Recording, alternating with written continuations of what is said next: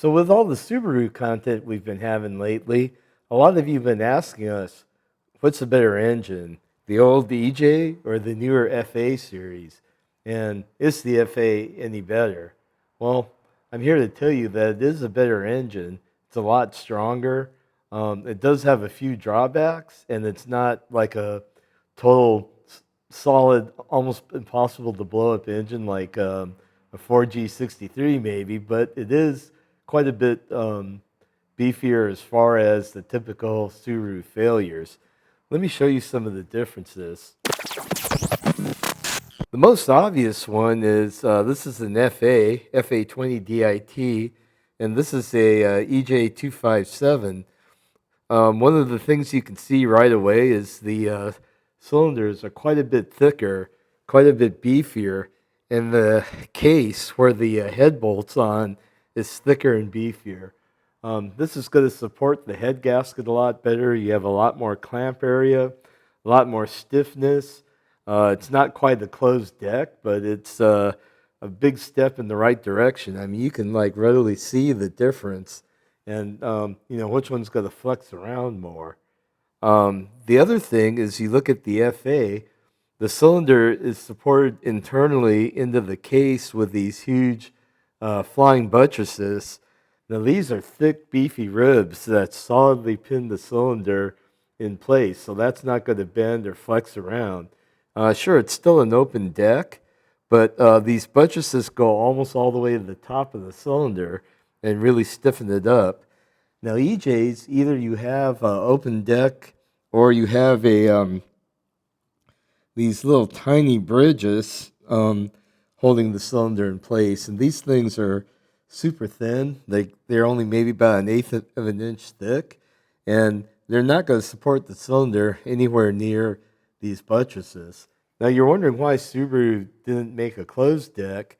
A lot of that's due to emissions. Like when you have an open deck, the coolant can come all the way to the top of the cylinder, and so you have even heating of the cylinder walls, and you can keep the top part of the cylinder warmer. That's better for hydrocarbon emissions, and with emissions getting stricter and stricter, every bit that they can get out of it helps. That's why most engines nowadays are open deck. The other reason is that you're going to die casting instead of like sand casting as before. And with die casting, it's a lot easier to get the thing out of the mold when it's open deck.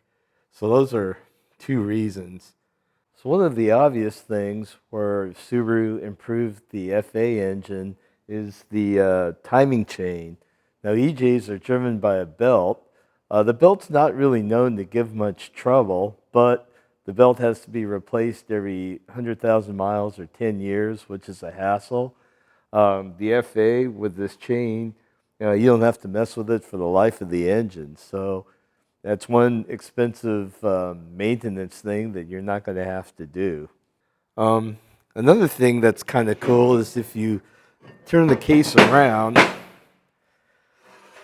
we've always had big power EJs. The cases start to flex around, and the big end for the mains start to distort, and you get weird bearing wear issues.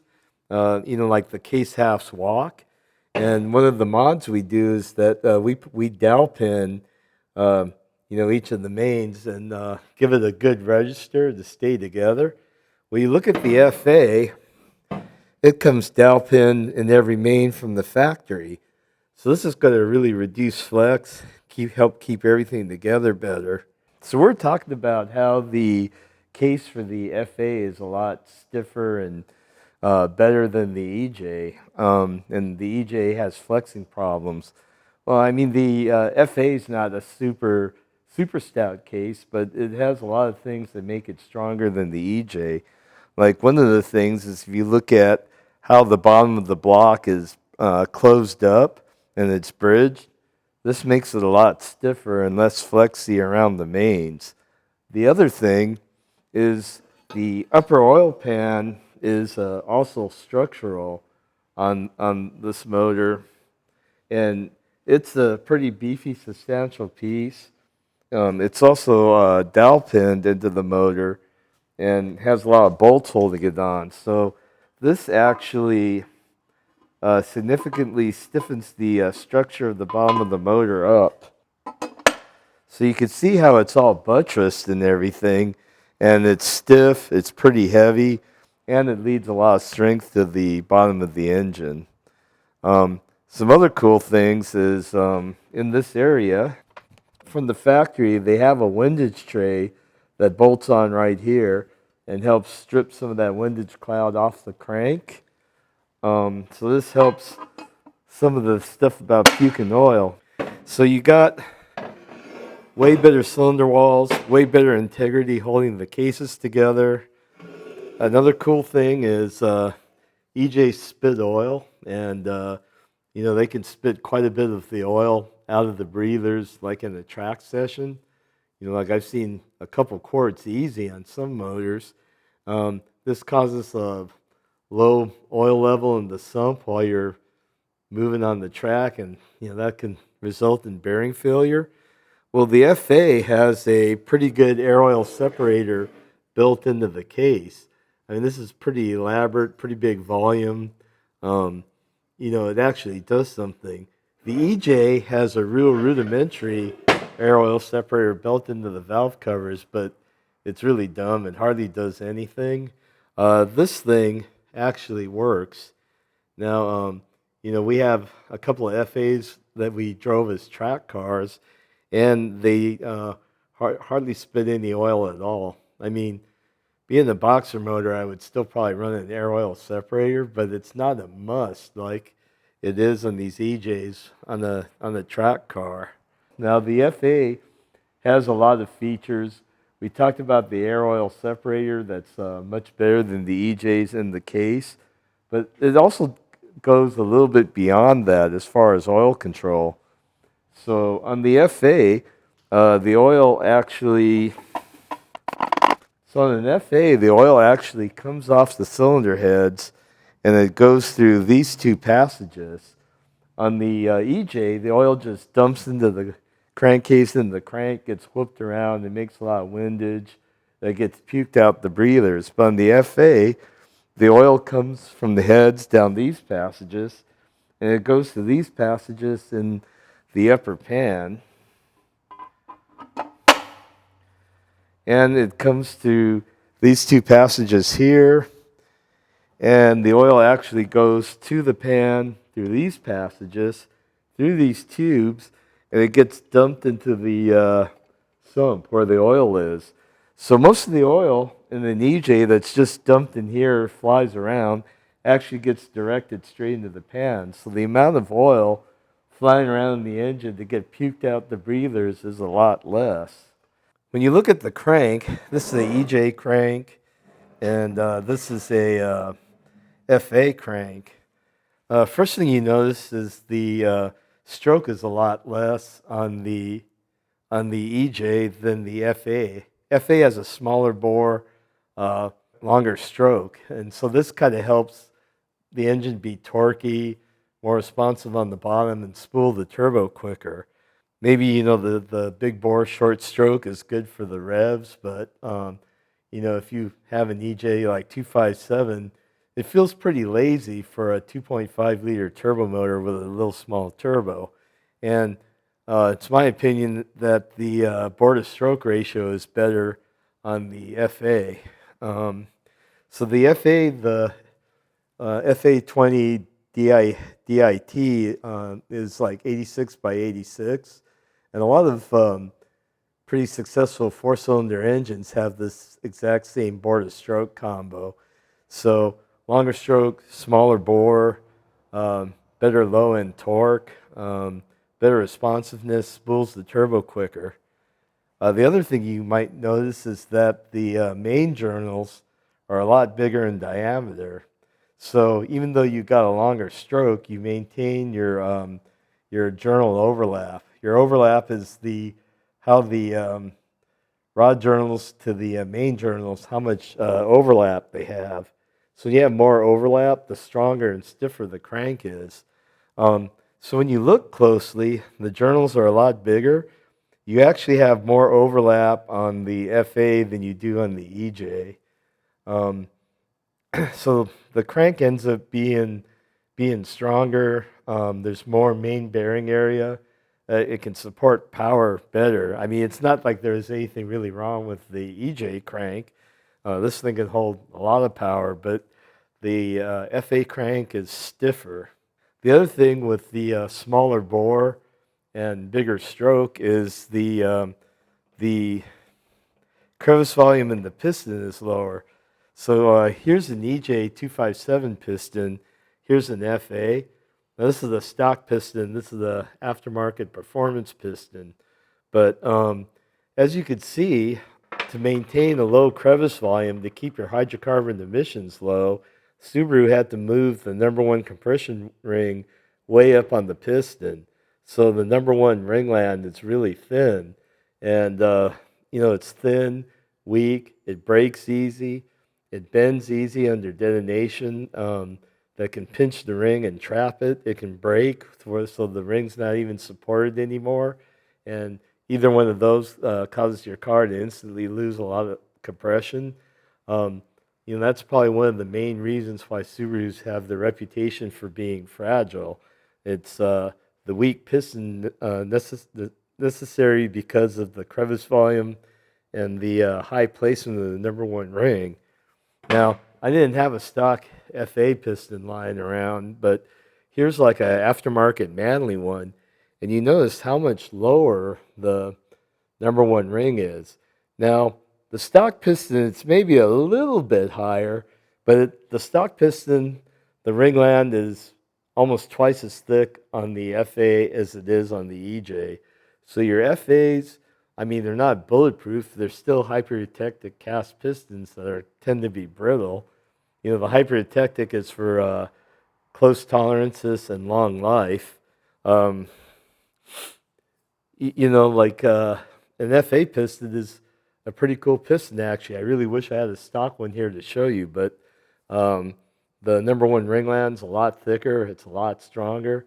It's no Evo, but it's way less likely to mess up with the slightest bit of detonation. So on the FAs, the pistons are a lot stronger. Another interesting thing about the FA is that the Valvetrain uses finger followers for cam followers, like a lot of other engines, with a roller on the follower. Now Subaru did this to get less friction. They also did that so they could use a hydraulic lash adjuster at the fulcrum end of the finger. That way it reduces maintenance costs because you never have to adjust the valves for the life of the motor. The EJ uses a shim and bucket, so the cam lobe works directly on the cam follower that opens and closes the valves.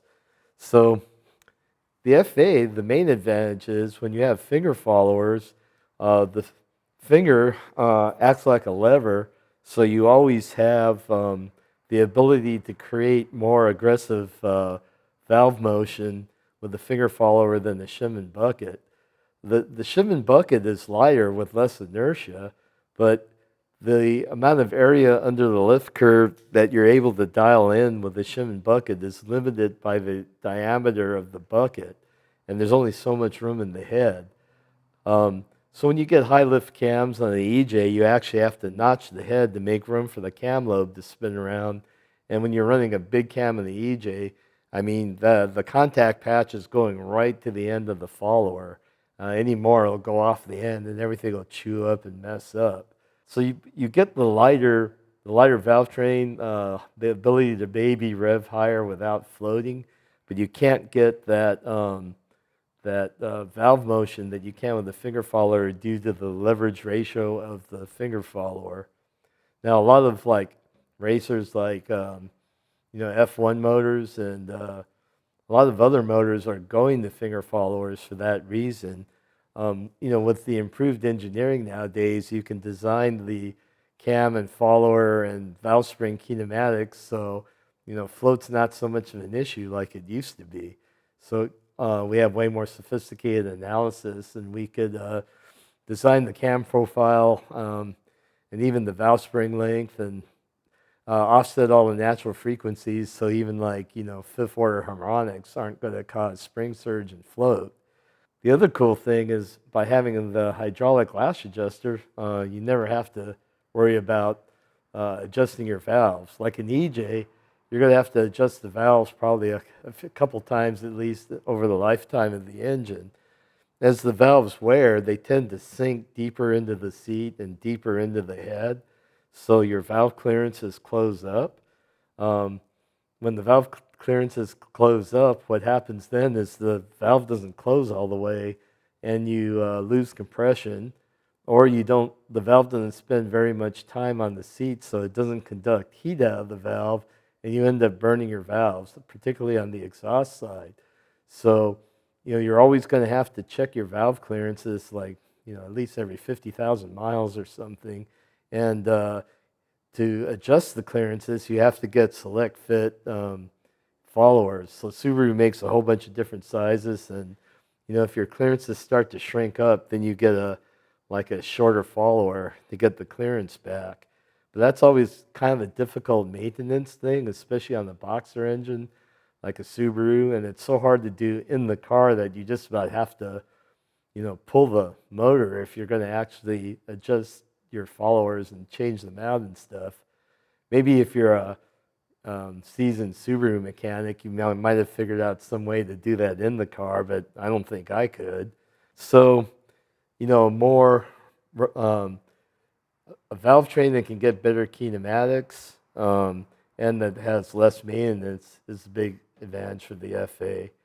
A simple way, like I know I've said this in other videos, but people didn't believe me. But if you look at cams available for both engines, you always notice that if you go to a good cam manufacturer like Kelford or something that engineers their load profiles pretty well, the FA will always have more lift than the EJ, given an equivalent duration. That's because of the kinematics you can get with the finger follower. So more area under the valve lift curve is an advantage for the FA.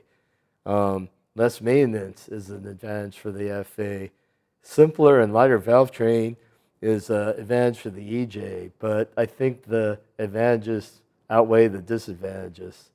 The last advantage is the FA has a roller on the follower, so the cam lobe spins the roller on the follower, so there's less friction. The EJ, the cam lobe like rubs on the bucket, so there's more friction, and that is potentially less power and less fuel economy and stuff. So I think the FA wins there. For the cylinder head cooling, we know the EJ has problems with getting water to the back cylinders. They have the DOM cooling mod for the cooling system. On the FA, I don't think that that's going to be so necessary. It's kind of hard to see in this video, but when you look at the FA, you could tell that there's a lot more water flow going through the cylinder head. The coolant passages around the combustion chamber are more generous. The holes to get coolant up and out of the head are much bigger, and the cooling passages actually look quite more refined and better from a fluid dynamics standpoint. So I think the coolant flow through the heads are going to be a lot better. So I don't think it's going to have the hot cylinder issues that the EJ has. One of the disadvantages of the FA, I guess I could talk about those now. You look at the cylinder head on the FA, it's a really good cylinder head. Direct injection. Direct injection causes a lot of intercylinder cooling. You put the fuel-air mixture right by the plug, so it's less likely to get into the crevice area and cause hydrocarbon emissions. It's a lot more efficient. The direct injection, you're vaporizing the gas straight into the cylinder, so you can get away with a lot higher compression ratio and a lot more boost pressure. And I was driving a stock WRX. I think that thing was making 25 pounds of boost or something. I was tripping out. The FA has shoot, I think a 10.6 to 1 compression ratio or something, and the EJ is like 8.5. The higher compression ratio is going to make the engine zingier, get you better fuel economy, spool the turbo quicker. If you've driven like a WRX or the FA, I mean, shoot, it's a fun little engine. That thing responds really quick. Um, it makes the engine feel like it's really more than a 2 liter, especially if you're used to like a EJ257. It's sort of doggy and soggy on the bottom. The FA is just the opposite. It's responsive and fun. And the 2 liter actually feels like it has more power. I mean, it doesn't, but it has so much area under the power curve that it actually, feels quicker. I mean, it could be quicker. I never tested them back to back like that, but the FA is a lot more fun. I guess some of the things that the FA doesn't do too good is number one is lubrication. They tend to be hard on the rod bearings in particular. A lot of that is because the FA has a non-priority oiling system. So what that means is as the oil comes off the pump and it goes into the block right here to your main oil galley that comes along the side here, the flow gets directed into two directions. So half the flow goes to your main bearings, the other half goes to your heads. Now, a priority main system is the opposite. All the oil in the galley goes to the mains, and excessive oil from the mains bleeds off to feed the heads. And that's how the EJ is. When you have a non-priority system, like you don't have as much, I guess, pure clean oil going to the mains. So what normally happens on a FA is that these two rod journals are only fed by one main. I mean, this one and this one main feeds, one rod bearing, but the oil flow from this main gets split to these rods. So usually you get a failure like in number 3 or something. Then number 2 fails next. I mean, the EJ still has this kind of flow in the crank, but at least the EJ has priority feeding, so it's not so much of an issue. To alleviate that, this is like the pump cover on the FA. There's some weird things about it. Like this passage goes from the pump into the main galley, but stock from the factory, the hole in the pump is a lot smaller than the hole in the galley. We really can't figure out why, so what we do is we bore this hole out so it's not a restrictor, so all your pump volume's going straight into the main and it's not being restricted, and we feel that picks up a bunch of flow. Now, IAG makes a baffle, so you have your stock windage tray, and this baffle actually goes in here. It has one-way trap doors to keep the oil out of the upper part of the engine. And they actually have a heavy-duty pickup tube that bolts there. So we talked about the stock pickup tube, and it doesn't break all the time like the EJ one does. So the stock one's stronger than an EJ stock tube, but the screen can get punched in, and sometimes the screen has gotten into the engine and jammed up the oil pump. It's not a super common occurrence, but it's happened. Or the screen just falls off and whatever can get sucked up into your oiling system. Now, it's not a huge catastrophic problem that happens kind of frequently like it does on the EJ, but it's still something to think about. And also, you have to worry about the pickup is actually smaller than the intake of the oil pump, and it causes restriction. And like how we were talking about, these things have non-priority mains, so they don't have the greatest oiling, which is probably the Achilles heel of this engine. But overall, it's pretty stout, and it's an improvement. Maybe the worst drawback of the FAs, or at least the FA20, is the connecting rods are relatively weak. Relative is all relative, I guess, but if you get beyond maybe 320 to 350 foot-pounds of torque, the rods have a tendency to bend, but they bend before they break. They don't usually catastrophically fail, and as long as you stop, as soon as you feel the loss of power from having the bent rod, normally you can save everything. But so strong rods are a must in any FA you're going to do anything serious. So in my opinion, the FA can, in really hard driving like road racing, track days, or time attack, you can probably, out of a nicely mildly built one, probably do 450 horsepower. You're not going to have any problems. You could probably run 500 every once in a while, but that would be more like dragging or hooning around more than being on the throttle for long periods of time. But that's a significant improvement over the EJ, and I think the reliability is going to be there. As a full bolt-on car, I think the reliability of the FA is a lot better. Like the EJ is, right on the edge. Like I've said in my other videos, if you keep your EJ stock and you do good maintenance, they'll probably be fine. But beware of the one-pull hero tuner. Beware of tuners that maybe aren't as good as they say they are, and you know, like just one run of detonation can do an EJ, and if anything gets marginal. The other thing about the EJ too is that its fuel pump and injectors are right on the edge of being too small. Like they can support a few simple bolt-ons and a really mild tune, but the injectors are right there on the edge of being too small. So I think that's another thing. People push their EJ with stock injectors, run too lean, and kaboom too. So a major difference between FA engines is the Toyota variants, like found in the GR86, the FT86, the BRZ, and the Scion FRS, is the Toyota versions have port injection and direct injection. Now, Toyota probably does this so you don't have excessive carbon buildup on the intake valves, then it's actually probably easier to modify for more power.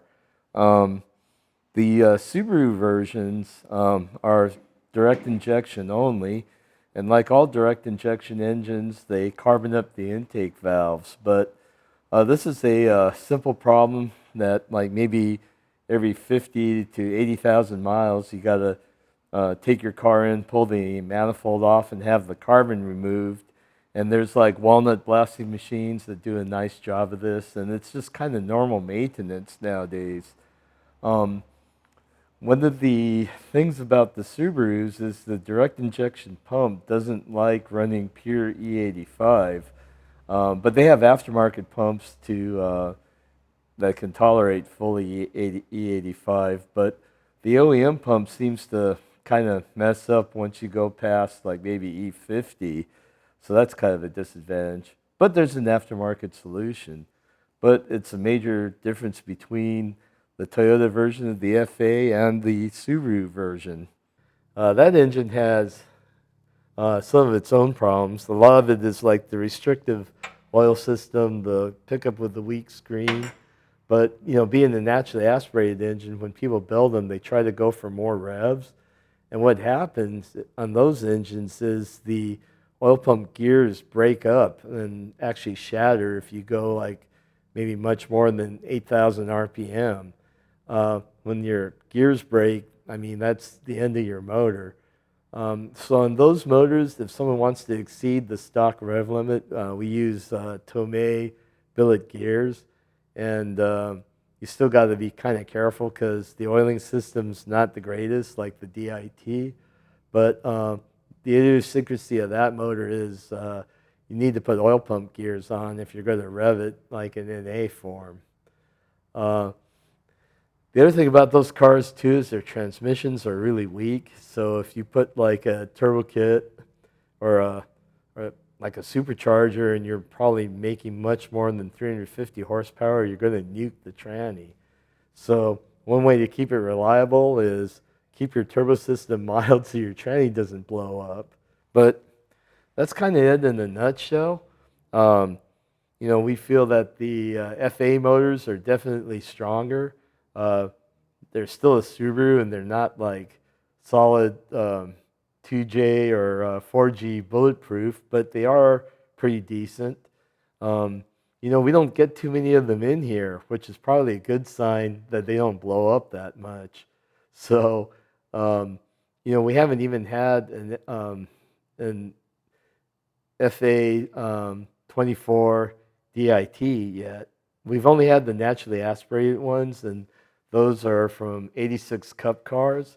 And those engines are sealed and have to be like totally bone stock. So we've only done service rebuilds on those and not performance rebuilds. And we haven't seen a single, um, one from a WRX yet. So I'm looking forward to getting one of those, and I think it's a very pleasant engine to drive.